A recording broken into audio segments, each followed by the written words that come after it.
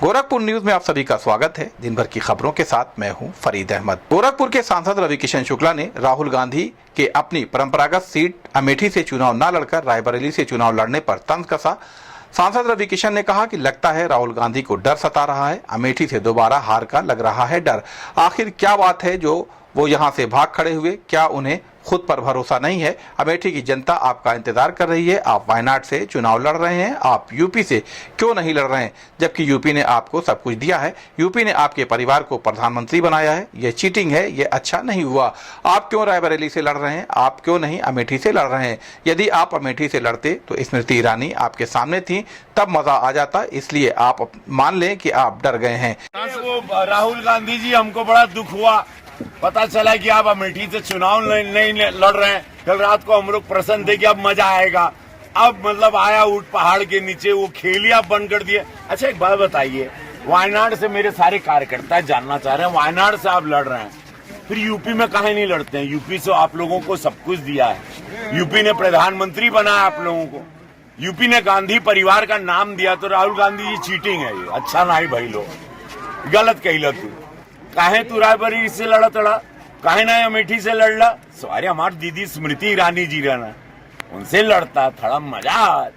चुनाव तो वही होता है जो मजा होता है, वन साइड मैच थोड़ी मजा कोई लेता है। गलत कहला हो राहुल जी, एक मतलब मान जा, तू डरा गईला राहुल गांधी। इस संबंध में गोरखपुर न्यूज से बात करते हुए सदर सांसद व भाजपा प्रत्याशी रवि किशन ने कहा, राहुल गांधी जी क्या कहला हो, हम तो लगल की अमेठी आई बा, मजा आई, हमारी दीदी वहाँ से लड़ रही है, तो हमको लगा कि आप हमारी दीदी के साथ लड़ेंगे, स्मृति ईरानी जी के साथ। बड़ा देश के इंतजार रहा और दावा भी था कि आप वहाँ से लड़ेंगे। ये तो गलत की, तो धोखा दिला राहुल गांधी जी, बढ़िया नहीं कहला।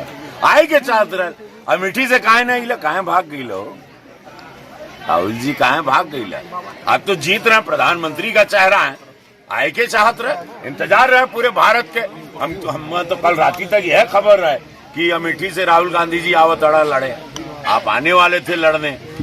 गलत बात राहुल जी, धोखा नहीं। सजनवा थाने की पुलिस व एसओजी की संयुक्त टीम ने दुष्कर्म के आरोपी को मुठभेड़ में घायल किया, जिसके संबंध में एसपी नार्थ जितेंद्र श्रीवास्तव ने बताया कि मुखबिर की सूचना पर दुष्कर्म के आरोपी को गिरफ्तार किया गया है, जिसकी पहचान ताहिर अली पुत्र मोहम्मद हसन निवासी ट्यूबवेल कॉलोनी मोती नगर खलीलाबाद जनपद संत कबीर नगर के रूप में हुई है, जिसके पास से एक देसी तमंचा, 3 खोखा कारतूस, एक जिंदा कारतूस बरामद किया गया है।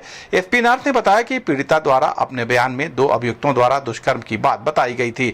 उन्होंने बताया कि पीड़िता दिनांक 2 मई को आजमगढ़ से गोरखपुर के लिए बस से निकली थी।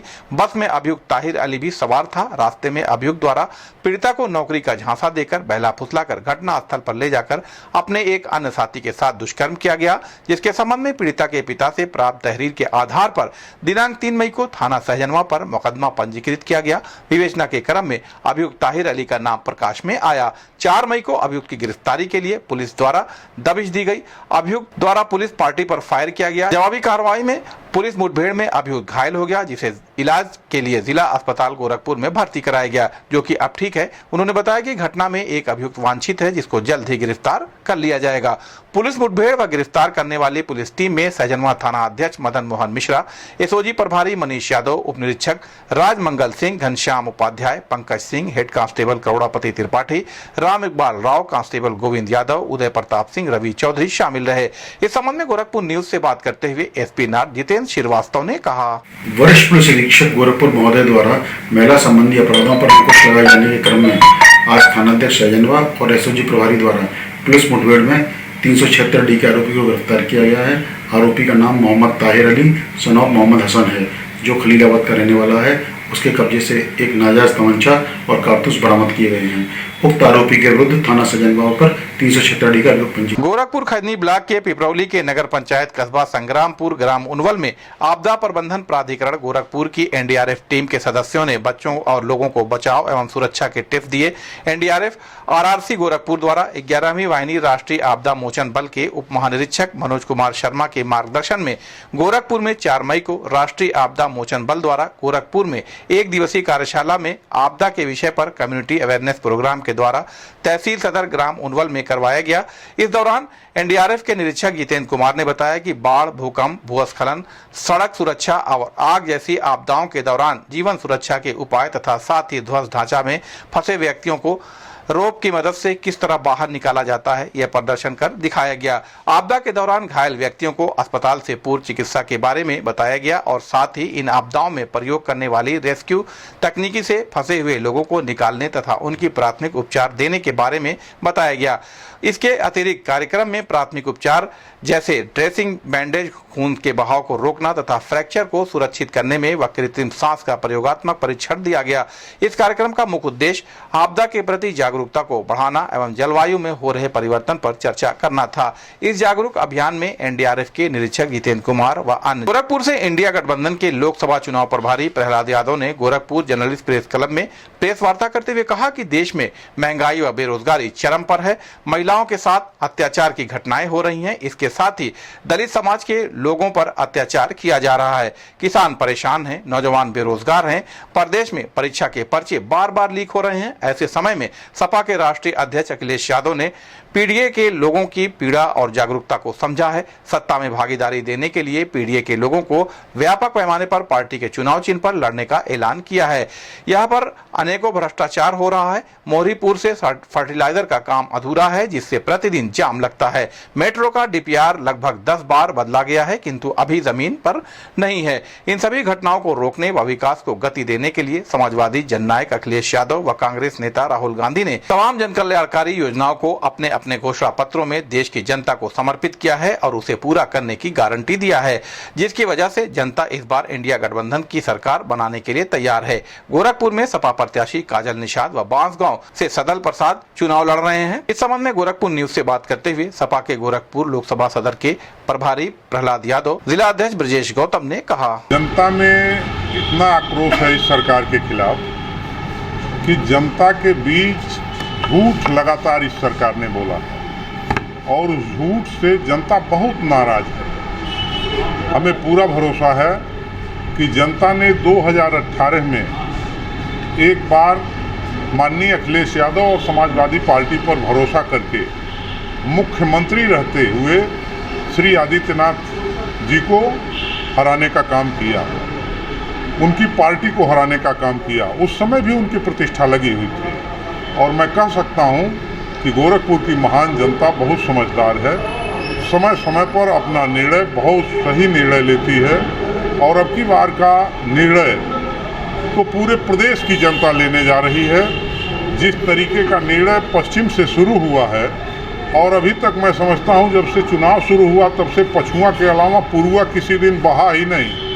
इसलिए वो पछुआ हवा जो चल रही है वो पछुआ हवा इधर आकर के और बढ़ती जा रही है और उस पछुआ हवा के झोंके जो है वो जनता के बीच ये संदेश दे रहे हैं कि भारतीय जनता पार्टी का कमल सूखने वाला है, क्योंकि जनता में जो कीचड़ इन लोगों ने फैलाया था, भ्रष्टाचार का कीचड़, झूठ का कीचड़, तमाम गुंडागर्दी का कीचड़, वो सारा कीचड़ समाप्त हो रहा है। कमल मुरझाएगा, साइकिल आगे बढ़ेगी, लगातार आगे बढ़ेगी, चलती जाएगी। सभी हमारे सम्मानित जर्नलिस्ट भाई ये जानते हैं कि 2014 के चुनाव में भी 3 लाख वोटों से पीछे रही समाजवादी पार्टी और 2018 में उस चुनाव में जो उपचुनाव हुआ, उपचुनाव में उस 3 लाख के आंकड़े को भर के और हम 21,888 वोटों से विजयश्री हासिल किए समाजवादी पार्टी के माध्यम से।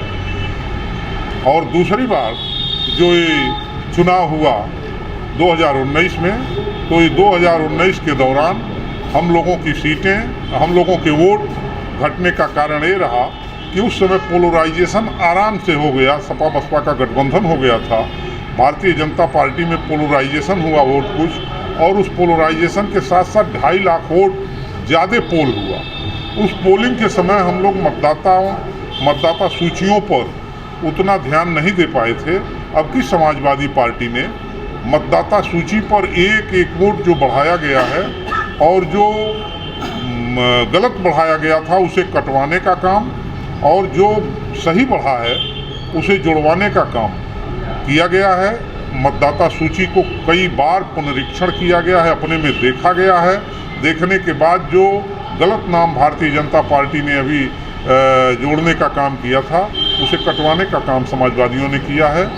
ऐसे में हम भरोसा करते हैं कि जनता 3 लाख के उस आंकड़े को, पहले तो उतनी पोलिंग नहीं जाएगी क्योंकि वो पोलिंग जो गई थी वो तमाम गलत नाम जोड़ करके पोलिंग ले जाई गई थी, और दूसरा चीज़ जो नाराज लोग हैं वो नाराज लोग हम वोट देने जा रहे हैं। हाँ, इनकी जमानत बचानी मुश्किल हो जाएगी। यानी कि जो गठबंधन के साथी हैं वो आपको पूरा सपोर्ट, तो सारे गठबंधन के लोग मिल गए हैं पूरी तरह से। कांग्रेस पार्टी, आम आदमी पार्टी, भाकपा माले और जितने भी हमारे सहयोगी दल के, टीएमसी के भी हमारे कैंडिडेट लड़ रहे हैं, जो भी हमारे गठबंधन दल के लोग हैं, सारे साथियों के लोग पूरे मुस्तैदी से लग गए हैं और लग करके और जीतने का एकदम रणनीति बना करके मैदान में उतर गए हैं। सबसे पहले तो अपने इंडिया गठबंधन के जो हमारे घटक दल हैं उनके तरफ से एक सामूहिक बैठक प्रेस वार्ता हो रही है। उसमें हमारे भाई प्रहलाद यादव जी ने आपको बहुत सारी बातें बताई हैं। आपका सवाल है कि सांसद जी ने क्या किया और क्या नहीं किया। ये पूरा गोरखपुर जानता है कि विगत 3-4 दशकों तक भारतीय जनता पार्टी की सरकार यहाँ मतलब सांसद के रूप में, विधायक के रूप में, मेयर के रूप में रही है। आज जो स्थिति बनी हुई है गोरखपुर जिले में, केवल विकास ही से जुड़ा हुआ मामला नहीं है। सांसद को हराने के लिए पहली बार ऐसा हो रहा है कि यहाँ का व्यापारी, किसान, नौजवान, छात्र छात्राएं, पढ़ा लिखा समझदार आदमी, सब लोग मिलकर के केवल सांसद को नहीं हरा रहे हैं बल्कि पूरी भारतीय जनता पार्टी को हराने के लिए गांव-गांव से लोग निकल लिए हैं। अभी हम कल सजनवा में सभा किए, बांसगांव में सभा किए, हर जगह हम सभा कर रहे हैं और भारी अपार समर्थन मिल रहा है। सांसद से हमारी लड़ाई नहीं है, पूरी भारतीय जनता पार्टी की विचारधारा से हमारी लड़ाई है।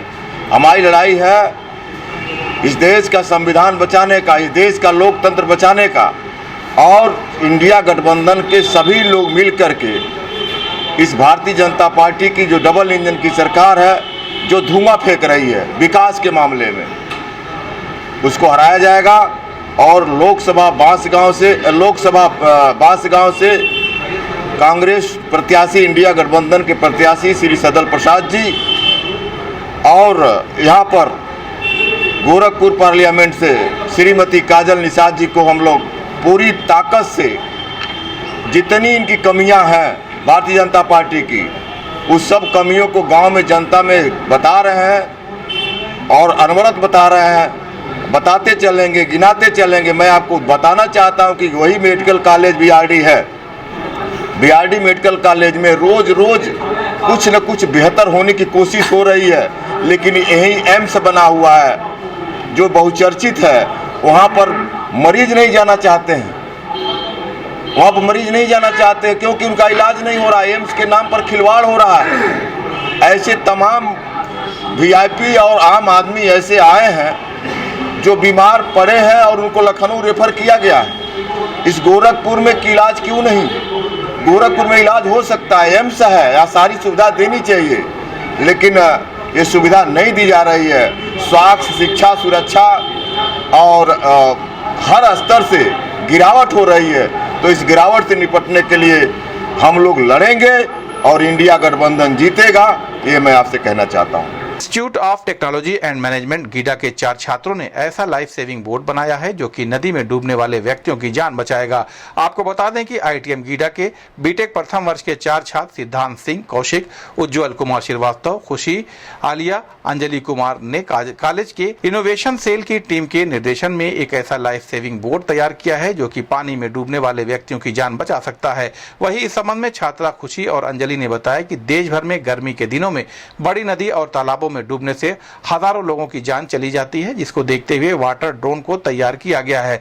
हमने अपने वाटर गार्ड ड्रोन के पीछे सेफ्टी TU एयर रिंग लगाया है, जिसे डूबने वाले व्यक्ति आसानी से पकड़कर डूबने से बच सकता है। इस वाटर ड्रोन में हमने एक waterproof safety help button locket भी लगाया है, जिसे नदी में नहाने वाले अपने गले में पहन सकते हैं और जरूरत पड़ने पर इस बटन को दबाकर नदी के किनारे वाटर ड्रोन या बचाव दल को डूबने की परिस्थिति की सूचना दे सकते हैं।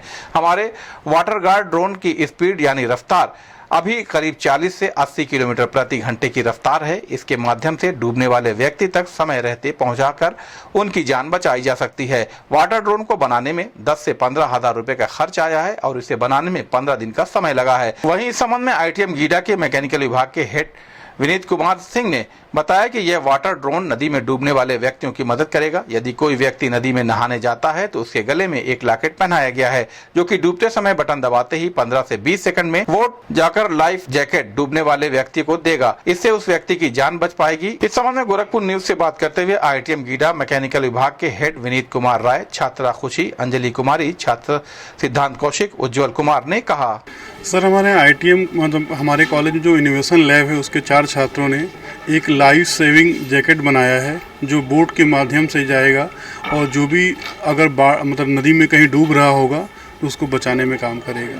किस तरह सर वर्क करेगा? सर, इसमें इस पूरे मॉड्यूल में एक ट्रांसमीटर लगा हुआ है, एक रिसीवर डिवाइस है।